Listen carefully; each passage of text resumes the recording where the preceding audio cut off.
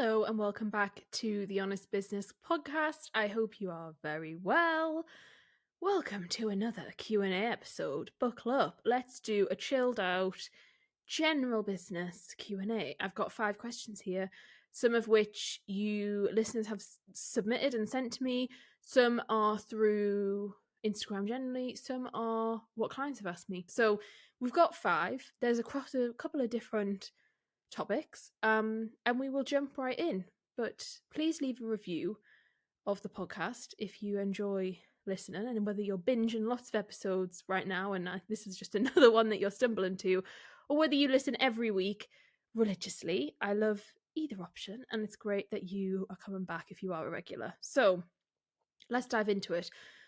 Question 1. What is your version of success? What a beautiful question. This is such a lovely question to be asked. I have done a whole episode on this, which was episode 73 of the podcast, and that was all around success and redefining success. And in that, I go through a kind of framework and a step-by-step guide that you can actually do yourself to help you understand what success looks like for you. However, just to briefly touch on it, my version of success is ultimately freedom and is ultimately peace of mind.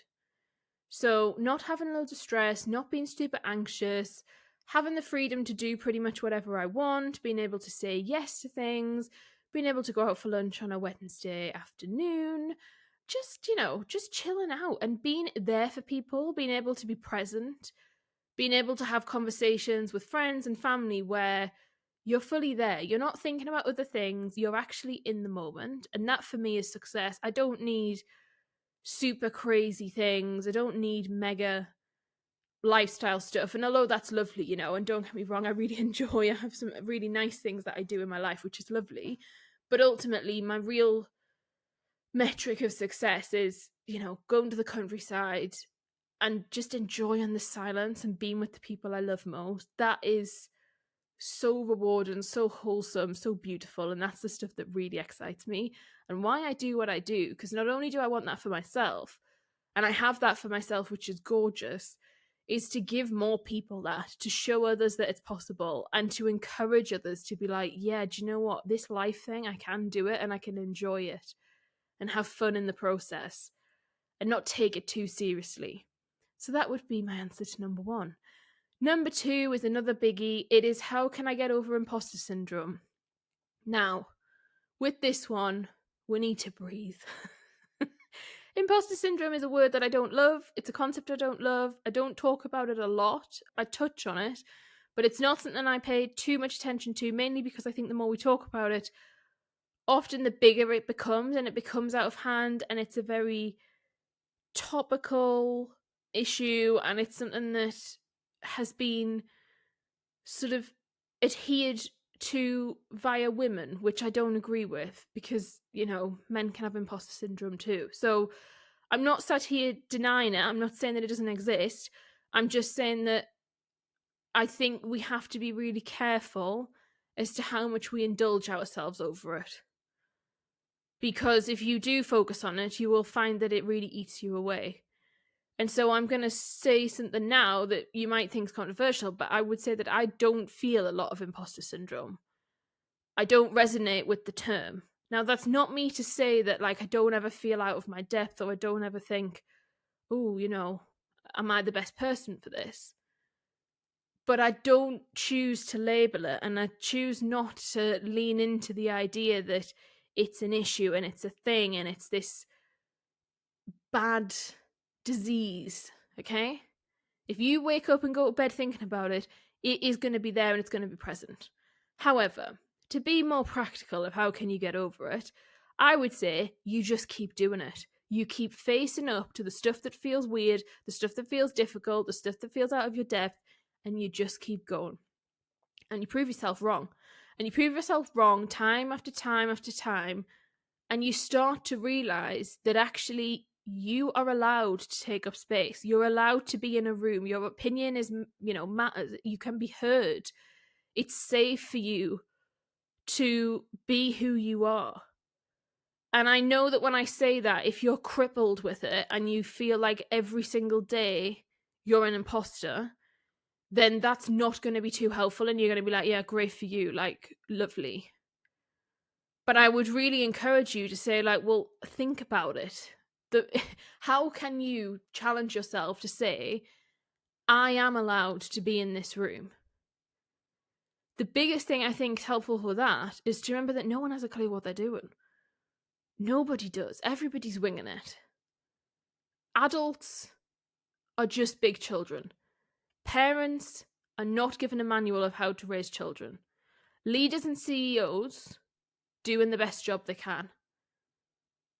And I think what really helps with this is if you go into an environment in an industry where you realize that the people who are supposedly really good at X, Y, and Z thing, or supposedly experts, or supposedly leaders in X, Y, and Z area, and then you start to realize, hang on a minute, this isn't that.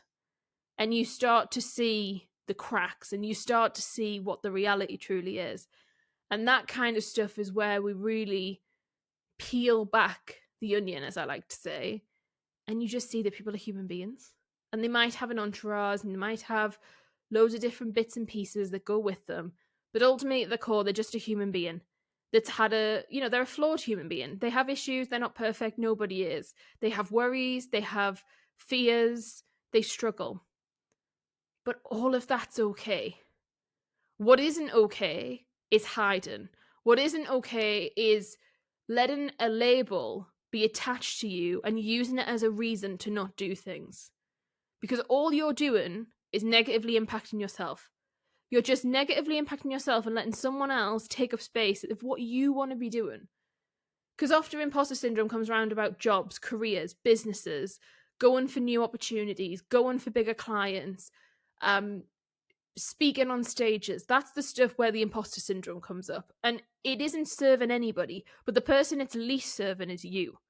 You are the one that's suffering from it. But you're also the person that has the ability to do something about it, because the other challenge is nobody but you can control it. I can talk to you about it. You're listening to this right now, and you might be listening and feeling resistance in your body. You might feel sweaty. You might feel like you're having a bit of a reaction. You will feel a response. Maybe even your fight and flight's kicked in because you're like, she's calling me out. But remember that I can't control what you do. You are the one that is deciding how you choose to react to things. And so trying to take ownership over imposter syndrome and saying, look, you can keep going there. You can still yap away, but I'm not going to listen to you. And so my practical response and sort of method to imposter syndrome is I let it have a ball. Let it be there. We're not going to try and remove imposter syndrome, because if it wants to be there, it wants to be there. So let it have a party. Let it have a little piece inside of you. But what you're also going to do is just let it be there. You're not going to give it attention. You're not going to get involved with it. You're not going to kind of indulge it. You're just going to let it be. And instead, you're going to fill your mind with tons of really positive things, tons of things that you're great at. Explain to it and talk yourself through why you're okay, why you're safe, why it's okay to be the real you. And you let the imposter syndrome have its day, and you let it say whatever you want, but you're not listening to it. You're just letting it be.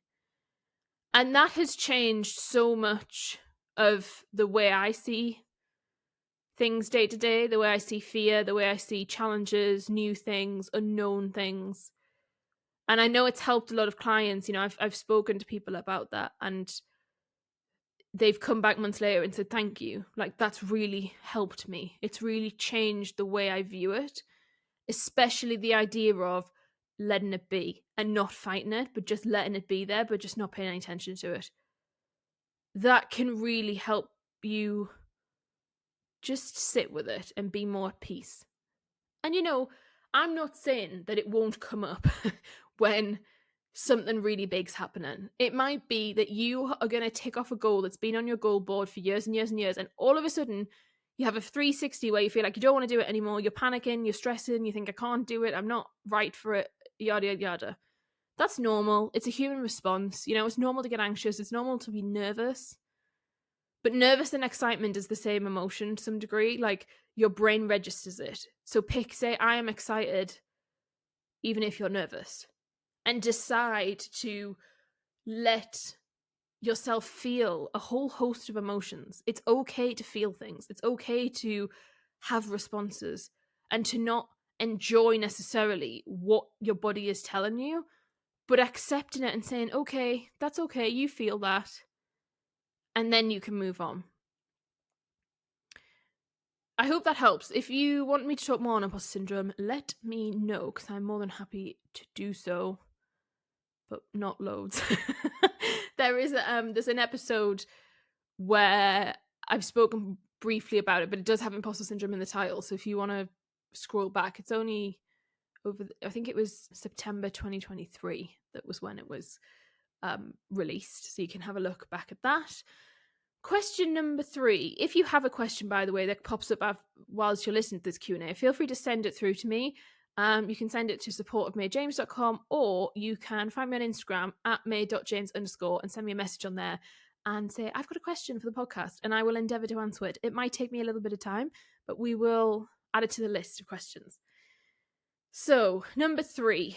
I have just started my business and want to leave my job. Not sure whether to or not. Advice, please. Oh my goodness, congratulations. So, that's really exciting that you've started your business, and it's really exciting that you want to leave your job. Not sure what to do. Advice, please. Okay, so generally my answer to this is don't leave if you don't have to. Keep the two things going at the same time for as long as you possibly can. There is a caveat. If you need to get out for a particular reason, obviously leave. If your mental health needs you to remove yourself from situations that is not healthy, do that. But beyond that, if it's a case of you quite like your job, you don't mind it, it's all right, and it's serving a purpose in the sense of it's paying you every month a consistent income, but you quite fancy the idea of being fully self-employed, I would really, really encourage you to do both at once for as long as you possibly can, until the business is at a point where either it can pay you the same amount of money that you get now, or you know that the business is in a position where even if you're going to reinvest and still reinvest all the profit you're making, but you know that there's a timeline and there's a plan of how that's going to work in terms of how you can live. I'm really not a fan of putting people in difficult positions in terms of their income just to grow their business, because I've actually seen it where it really doesn't work. And often if you're nervous and anxious and scared about money, then going and selling just doesn't work very well. So I'd much rather you get to a point where you come to me and you're like, mate, I just can't do this anymore. I'm working X amount of hours at work. I'm doing X amount of time in the business. The business is making X amount of profit. It's going really well. I think I've got to leave. Like, at that point, leave. Go for it. Do it. But don't think you have to quit your job tomorrow just to start a business or to allow your business to grow. You can still scale a business and have a job. There's some amazing people in the world who have a full-time job and then have a 6-figure, a 7-figure business on the side that runs with them. Now, I'm not saying that's easy. I'm not saying everybody can do that, but I'm saying that it's possible. And so I would personally be really strategic about that. I think I've mentioned this before. If I could have a job, like a conventional job, I probably would do. Which I know some of you are going to be like, when on earth would you fit that in? Which is more of the question. But I would be really up for it. I don't think it's something bad. I don't think you should feel like you're not a proper business owner if you're not full-time, or don't feel like, oh, well, it's just a little business then if it's a side hustle. Like, no, you can change your life with your side hustle, change your life with your business that you're growing. So don't panic about that. But I personally don't. I'm not someone who sits and says, go and get into loads of debt, go and quit your job, like, and just change everything about your life, because I don't think that's great. The other thing to say is if you do decide to leave your job, make sure you have a really, really, really, really, really strong plan of how you're going to spend the extra time that you've accrued, because a lot of people quit their job and then the first 3 months of that is a complete shit show and they don't do very much, and it's a real strange readjustment period, and they go from feeling like they had no time before to then having so much time that they don't know what to do, for it to feel so chaotic and overwhelming, and then they just mentally check out and they're just like, I'm done. And they don't have that experience that they want it to be. So to avoid that and to kind of make sure that that doesn't happen, one of the solutions that I've found that works really well for people is having a clear off-boarding plan in terms of that transition from being employed to not being employed, and them understanding what that first 6 weeks look like. What's their new schedule? Like, you need to set a schedule. And I know some people say, like, well, you've quit your job and you don't want to give yourself another job, which is true.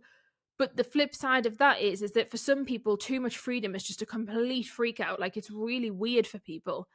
And so don't be shy in terms of creating plans, creating understanding around what's your general flow, what's a routine, what's something that you're going to follow Monday to Thursday, for example. The other practical thing I would say is actually think about doing part-time. If part-time's an option, why don't you drop your hours and go down to part-time? That can be a really lovely way, and that's the way that, if it's an option, I know it's not always an option, but if it is, I really encourage that and think it's a really great thing to do. Mainly because it gives you the best of both worlds. Also, sometimes when you quit your job, a lot of people find that really isolating and they really freak out in the sense of from the social perspective, because they think, oh my goodness, like, I just sit on my own all day. This is if you're working on your own. You might have a team, but a lot of people, are leaving their job and they're going to work for themselves. And so therefore, it might be quite isolating. And if that is you, then doing the part-time thing can really work. Okay, next up, number 4. This is a funny question. I like this. It's a good one. Somebody has said, does strategy actually matter? ? Can I do without one? This is a great question because I suppose it's a valid question, right? Does strategy actually matter? Can I do that one? Okay, first question. Does strategy actually matter? Yes, I would say it does. However, it depends what your business goals are, and it depends what you want to get out of an experience of being an entrepreneur and a business owner. And there's a few categories here. If you want to scale a big business, you want to grow a unicorn, yes, you need a strategy. If you are needing to make money in a decent space of time and you want to take money out and profit and need to live off it, yes, you need a strategy. If you want to grow something that doesn't belong to you, like you want to build something to sell it, yes, you need a strategy. If, though, you don't need the money to rely on and it's more of a fun thing, no, you don't have to have a strategy. You can do without one. If you are not in any hurry to take money out of the business and you're happy to kind of go around in circles and try things and fail and do various things, no, you probably don't need one. You can probably go around in circles. However, most of the people I speak to are impatient, because we're human beings, are people who are on a mission. They've got something to do. They've got impact they want to make in the world. They've got people that need them to show up for them. There's various responsibilities they have. And so they need certain things to work. They need a shortcut. They want a clear path. They want to understand what's the next thing. How am I going to get there? And so therefore having a strategy really, really, really, really, really, really, really matters. Hugely. Because without it, it isn't going to be pretty. And you're going to waste a lot of time and a lot of money and a lot of tears a lot of the time. And so that's something you need to think about. Strategy does matter. It makes businesses grow faster. It makes the process of growth easier.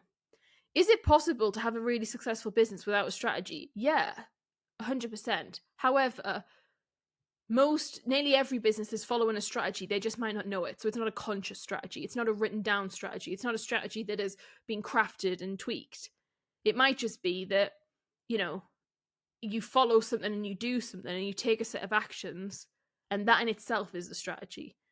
But strategy really matters. And there is serendipitous moments. There is the 1% of businesses or the 0.5% of businesses where they don't have a plan and they don't have a strategy and it all just magically works. And that's great. But that's so few and far between. Like, for the hundreds of thousands of businesses that are set up every year, that's a very, very, very small amount. And so banking on that being you is a bit fucking stupid. It's a bit silly. Like, why? What's the point? Like, you're better off going for a strategy, and then if you are the 1% or the 0.5% who is a unicorn, bingo, you've made yourself even a better unicorn and in a better position, and you can have more time off and you can enjoy it more. So, yes, your strategy does matter. Your strategy is the difference between it taking 10 years and it taking 2 years, or the difference between taking 30 years and taking 10 years. Like, it is an absolute rocket fuel for business success. What I would say is, if you're at the beginning of your business, sometimes creating a strategy is difficult because you don't know what you're creating it on. Sometimes you don't know what you want. Sometimes you're not sure on what the purpose is. You don't really know why you would need one. And that is where sometimes it's a question mark. I would still argue that you can be strategic and that the action you take is part of a strategy. It just might be that the big overall strategy, the long-term vision, isn't able to be created because maybe you don't really get what you're trying to do with that.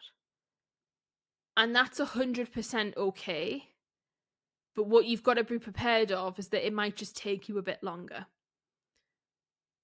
But, you know, strategy is a mystified word. It's something that people get really head up about. It's something that they're unsure of. They're like, I don't really know what's going on here. I'm not sure. Have I got a strategy? Have I not? I mean, most people have got a strategy. They just might not be aware of it. But ultimately, the more that you can plan ahead, the more that you can start mitigating problems before they rock up. And that's really positive and really great for business, because it means that the growth that you experience can be smoother and you can make it more reliable and in turn more sustainable. And that's what people want. People want sustainable business. They want something that's reliable. They don't want this roller coaster up and down, heart attack inducing cycle that some people are in. And so if you don't want that and you want this calm, sustainable, reliable situation, then having a strategy, having a growth strategy, and having other strategies that surround your general business strategy really will help. Number 5. This is a really interesting question. Number 5 is about tools and software. So I haven't talked about much about this. This is interesting. Someone has said, what are your top tools and software you use in the business every day? Such a good question. There's quite a list.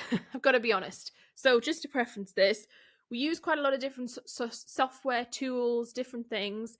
I won't be able to remember them all off the top of my head, but I'll give you a good go. One of the most frustrating parts about that is, if I could have one system that did everything, I'd be very happy. However, all-in-one systems don't really work yet. I still believe that by the time I'm rather old, we might have got there, and there may be a system that does do everything. But right now, there isn't. And so we've tried a lot of all-in-one systems for many different, market and operations pieces, and some of them are great, some of them are not. Some of them are nearly there and can nearly do everything. Some of them really desperately can't. And it's always a juggling act. It's always something that we review. It's something that we tweak. It's something we work out. Is it working? Is it not? Can we go somewhere else? Should we go somewhere else? Weighing up that, planning it in. For example, we're going to make a shift in the new year into a different system, a number of them, 2 or 3 actually, and that's been planned in for over 6 months in terms of preparing for the move, understanding whether it's going to work or not, how we're going to change things. That's all planned in. It takes a while. Some services, softwares, tools that we use, we can decide there and then on a day and decide that we're going to start using them, but not all the time. It depends on how big of a job and how many stakeholders are included in terms of when we pick a software and how it's going to be used. But let's list off some for you. So Google Suite, G Suite is our kind of go-to for that sort of stuff, email, documents, that kind of thing. we use Dubsado, which is our kind of, or one of our ways that clients will sign contracts and invoices can be automated and projects can be created and all sorts can happen in there, but mainly for payment and contracts, lead capture forms, that sort of thing. We also use Airtable. Airtable is a huge part of the business. I love it. I know it's going through some changes at the minute in the sense of what sort of clients they are desiring or going after. And some people, it's really frustrating for those of us with with smaller businesses. But I love Airtable. Airtable is a fantastic resource. We use that for planning.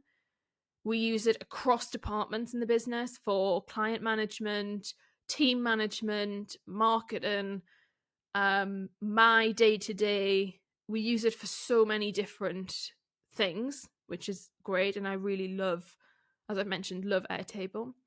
For podcasting, we use Riverside to record podcasts. We used to use GarageBand inside of like Apple, but actually the start of this year we decided to switch to Riverside and it's really good and I really like it, so that's great.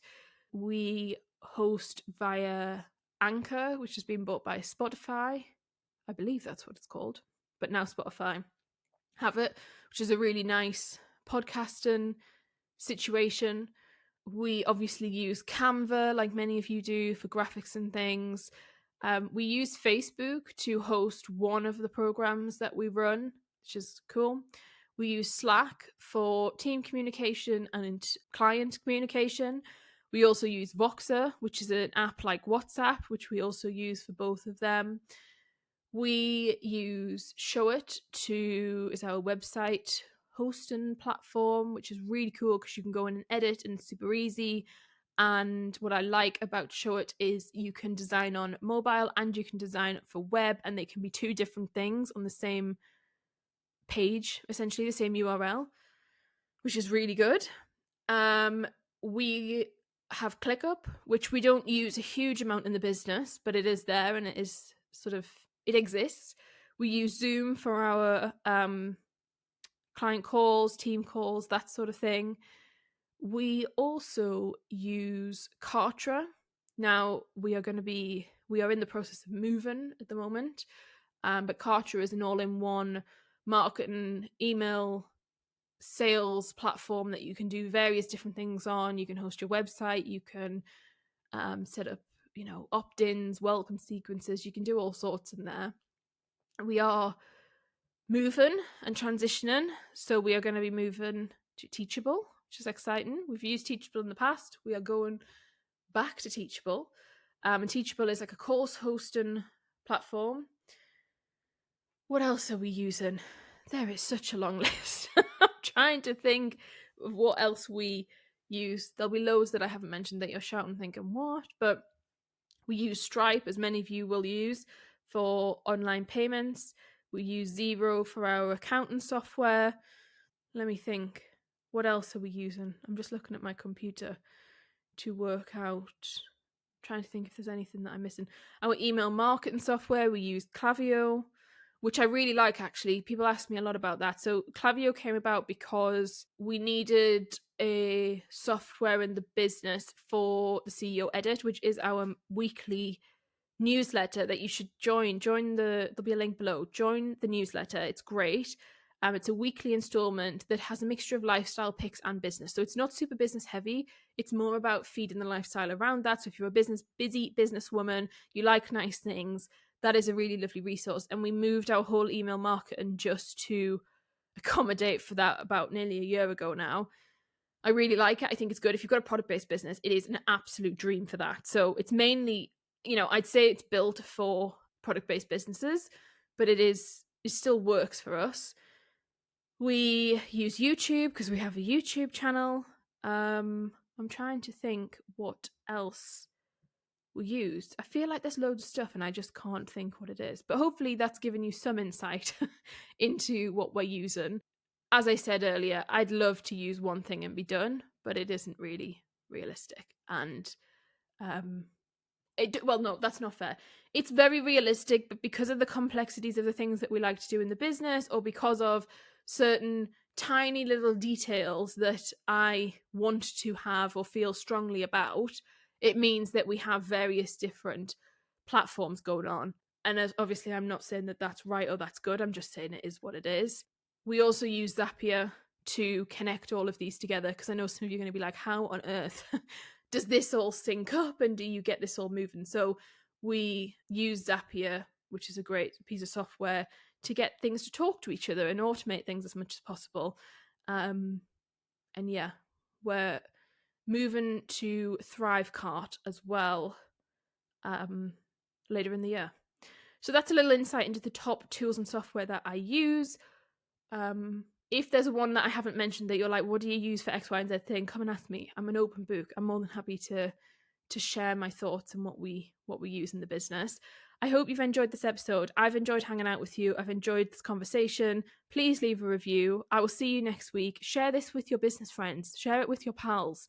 I really appreciate when you do that. It really helps the podcast to grow, and it helps more people to have this kind of really in-depth, useful business knowledge. Take care, and I will speak to you soon. Have a great week. Bye.